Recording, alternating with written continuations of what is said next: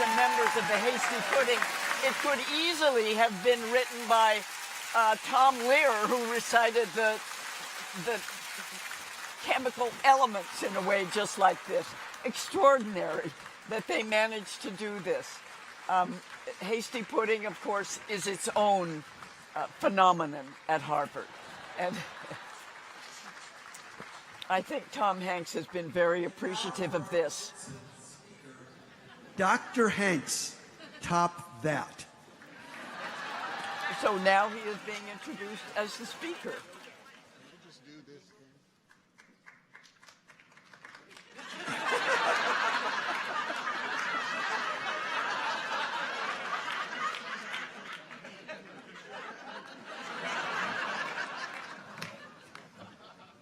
All right.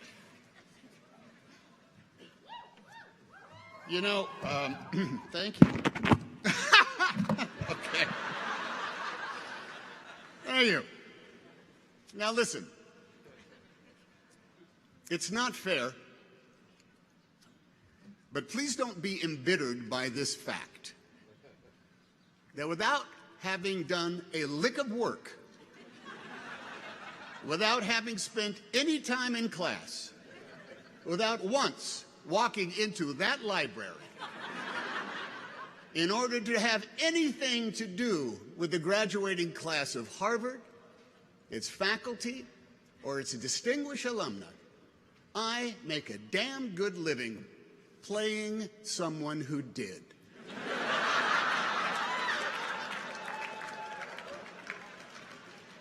It's the way of the world, kids.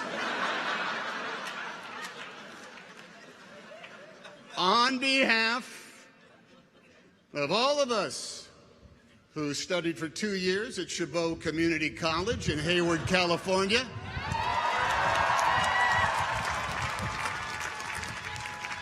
2 semesters at California State University, Sacramento,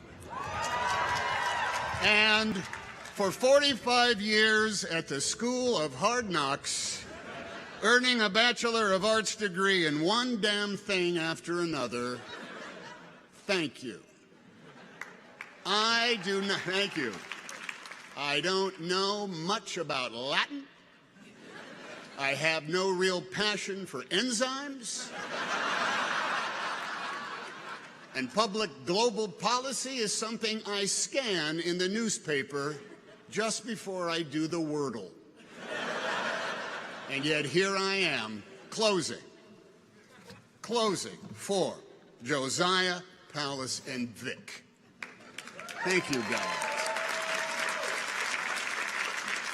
Some of us here can recite by repetition the preamble to a television show we might have seen 5 days a week about a strange being from another planet with powers and abilities far beyond those of mortal men, Superman, who, disguised as a mild-mannered reporter for a great metropolitan newspaper — there were many metropolitan newspapers once, and some of them were great — who could change the course of mighty rivers and bend steel with his bare hands. He was faster than a speeding bullet. He was more powerful than a locomotive, and he was able to leap tall buildings at a single bound. And those are very, very impressive superpowers. No? Well, what was most impressive about his powers was how he chose to wield them. Yeah. Cats were saved from trees, and evildoers were banished to the Phantom Zone, and the innocent were rescued with reliable and assuring regularity. But in those half hours, which have since grown to many full-length films and multiverses, and God, you kids see them all, was the ongoing struggle for not just the protection and safety of the world, but too the exposing of crooks and their lies to the light of day. Superman, you see, and his proxies of Wonder Woman and Captain America and Black Panther and the Black Widow and the Fantastic Four. My God, there's a million of them.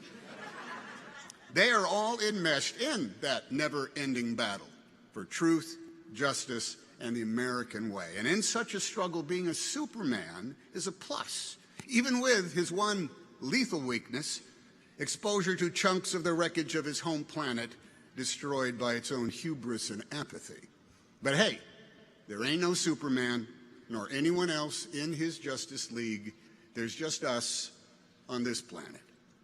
Now, on occasions such as this, beware of certain orators who resort to using sage quotations from historical figures, or the words of legends of literature and arts, or the name-dropping of famous friends as a claim to some kind of wisdom or super ability. Some people standing at this podium shouldn't be considered much more than lucky sots who are in the right place at the right time with the right goods and the right attitude. Or, as a man named Marlon Brando once said to me, Vic, would you pick up that name I just dropped? Marlon Brando, would you hold on to it till we're done? Thank you. Give it back to me at the end. I'm going to need it back. Yes, as a man named Marlon Brando once said to me on a message he left on my telephone answering machine, Tommy, handkerchief, this is Marlon Brandflakes calling you to ask where you are. Then later, he told me that when he was a young man and registered for the draft, he filled out the form for his name and age, but when it came to his race, he wrote human. But Tommy, what are we all but human? Yeah, we are all but human. Now, as an armchair historian who reads nonfiction for pleasure,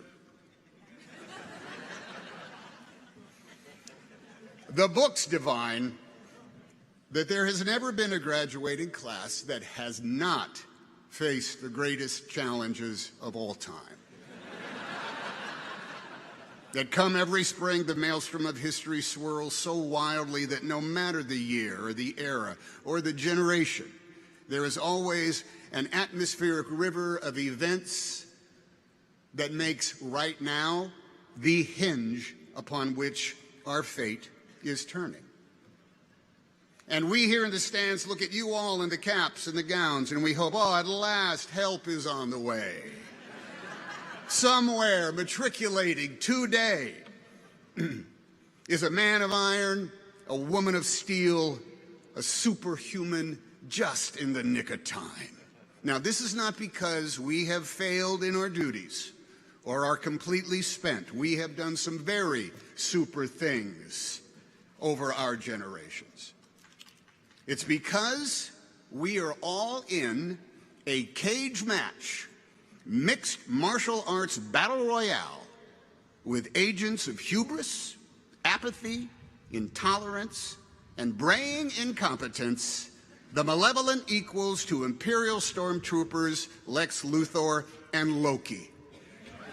And we could all use a superhero right now. Now, looking out at the flowing colors of Harvard Yard, the goofy big hands that clap, the balls that represent the world on which we live, the streamers and the piatas, and someone's very big face rendered large out there amongst the, there she is, that's it, that's it. We see beings who are young and restless, with energy and imagination, with righteousness and enlightenment and joy and compassion. And we celebrate your proclaimed wisdom and your worth ethic. We know no one is faster than a speeding bullet, to our shame, every day, to our shame. But we can still summon more power than a locomotive, and we are able to leap tall buildings at a single bound if we have the right gizmo. We can change the course of mighty rivers, if such a thing should be done.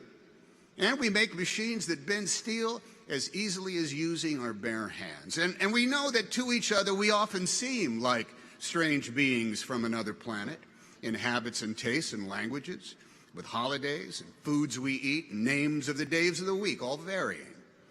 We all have special powers and abilities far beyond the reach of other mortals. Some of us can repair a screen door with ease.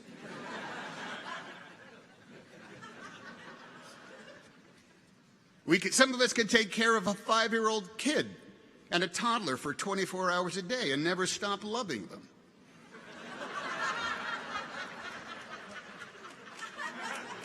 Some of us make sense of physics and economics and global policy. Some of us survive somehow on minimum earnings. Some of us graduate from college despite years of lockdowns and Zooms. Now, these achievements are all stellar, even though, yes, we are all but human. Still, we'd like to look up in the sky and see not a bird, not a plane, but, well, someone who is young and strong and super, who will fight the never-ending battle for truth, for justice, and for the American way. Someone who will take on that work. Now, all right.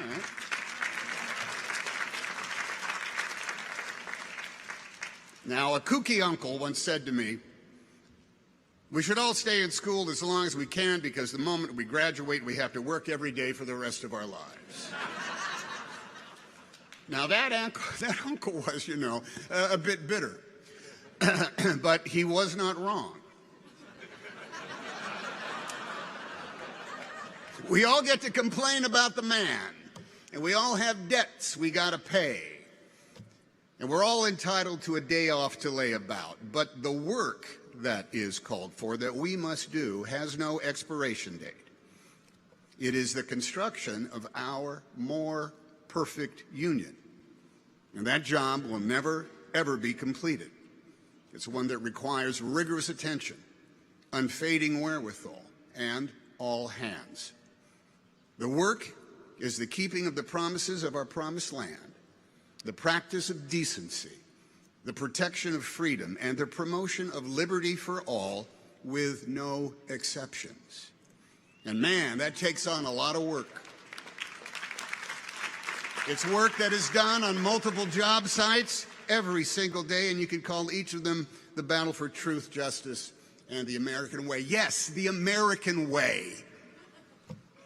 The American way is exampled in both plain sight and in subtle attitude. It's in moments of routine exchange and in broad expectations. It's in places of historic weight and import and in the small spaces in which we all stand. The American way can be exampled when you respect the law and the rights of all, because if you don't, who will? When your food is brought to you and you thank the server, because if you don't, who will? When you pick up the litter that has missed the recycling bin, because if you don't, who will? When you vote your conscience and make sure your neighbor has the opportunity to do the same with theirs, because if you don't, who will?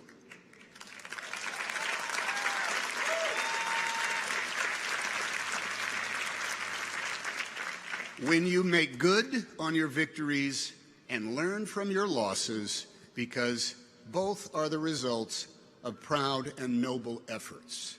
If you don't, who will? The American way was first proposed not far from here, when subjects of a king demanded more control over their lives than that dictated by someone else's definition of providence.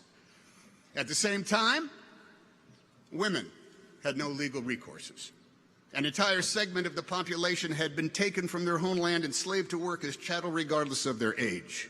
And the original inhabitants of this continent, from sea to shining sea, the only ones who carried the DNA of America, were considered subhuman. Yet even with such paradox was written down the how-to.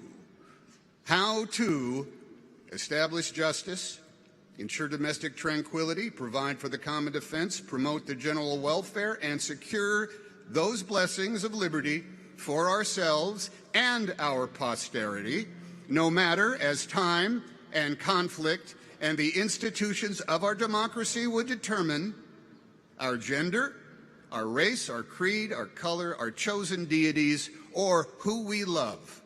For it is our manifest destiny to pursue our own happiness, all of us, no exceptions, are entitled to the inalienable rights of liberty and freedom because we live in the United States of America.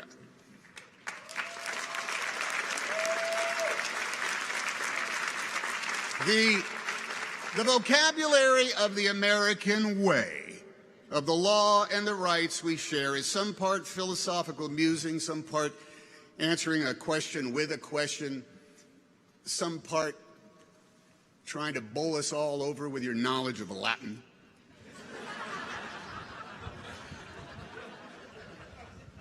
Some part answering the question with a question. And the rest is all practical. It's even physical, and it's certainly tangible. It's the language of telling the truth. What is truth again in Latin? Veritas. The language of telling the truth. It is in the vision quest for truth that we look to you newly incorporated members of the Justice League of Avengers to come to the rescue. For the truth to some is no longer empirical, it's no longer based on data, nor common sense, nor even common decency. Telling the truth is no longer the benchmark for public service. It's no longer the salve to our fears or the guide to our actions. Truth is now considered malleable by opinion and by zero-sum endgames. Imagery is manufactured with audacity, with purpose, to achieve the primal task of marring the truth with mock logic, to achieve with fake expertise, with false sincerity, with phrases like, I'm just saying, or I'm just asking, you know, I'm just wondering. Now, literally, you cannot believe your eyes, and your ears will help others lie to you. Someone will report the world to you exactly as you wish it were, full of alternative facts, of conjured narrative meant to buttress the status quo and deny its offenses, or rejig the rules and muddy the playing field depending on where one is on the food chain and the moral spectrum. The American way can be demonstrated without ceasing as a perpetual prayer by every big shot and any plain Jane or Joe Blow. Justice can be an everyday pursuit, case by case, with both lightning speed and the slow, inevitable effect of gravity. Truth, though, truth. Truth feeds up in the high country, as elusive as serenity, yet as certain as the North Star and the Southern Cross. Truth is mined at the intersections of our chosen behaviors and our fixed habits, in our personal boundaries. Truth has synonyms such as honesty, honor, transparency, and yet the common practice of so many is to play fast and loose with those very words, to create enemies, to claim victimhood, to raise the mediocre into merit, and to make cloudy a vista that is actually crystal clear. Likewise, truth has opposites. Omission. You don't need to know that. Distraction. That's not the real story. This is. Opinion masquerading as clairvoyance. Oh, here is what is going to happen. And influence peddling. You know, a lot of people are saying. Truth, too, has a nemesis equal to any colored kryptonite. That, like a feral hound, is never too far off the path in the weeds and in the shadows, lying in wait for the lethal opportunity to bring truth down. And that beast is indifference, which will make moot all the permanence found in truth. Indifference will rust away the promise of our promised land. Propaganda and bald-faced lies will erode over time. Idolatry and imagery lose luster and effect. Ignorance and intolerance can be replaced by experience in the wink of an eye, but indifference will narrow the vision of America's people and make dim the light of Lady Liberty's symbolic torch. Indifference makes citizens into indentured servants held in labor by the despots and tyrants whose default setting is cynicism, who outlaw dissent and ban art and dialogue and books, who grab power any way they can, enabled by the subterfuge of their co-conspirators, rewarding the rationale of the complicit, and surging into the vacuum caused by the indifference of a people who have been made weary by struggle, so weary that they lose hope and are left to yearn to be saved by the fiction of superheroes. Every day, every year, and for every graduating class, there is a choice to be made. It's the same option for all grown-ups who have to decide to be one of three types of Americans: those who embrace liberty and freedom for all, those who won't, or those who are indifferent. Only the first do the work of creating a more perfect union, a nation indivisible. The others get in the way.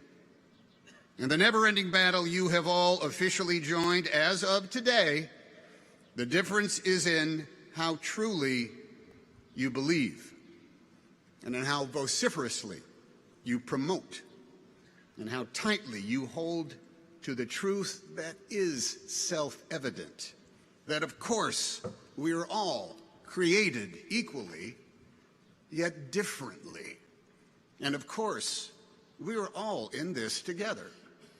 If we do the work, justice and the American way are within our grasp, no matter our gender, our faith, our station, our heritage or genetic makeup, the shade and hue of our flesh, or the continental birthplace of our ancestors. Why is that truth so hard for some to accept, much less respect? If you live in the United States of America, the responsibility is yours, ours. The effort is optional. But the truth is sacred, unalterable, chiseled into the stone of the foundation of our republic. All of us are able. None of us are super. We are the Americans. Liberty and justice is for us all. Because yes, we have specific names, and we have lived every year of our ages. But when it comes to race, we are all uniquely, magnificently, simply human. Or so said Marlon Brando to Tommy Tommy Handkerchief. May goodness and mercy follow you all the days of your lives. Godspeed. Congratulations.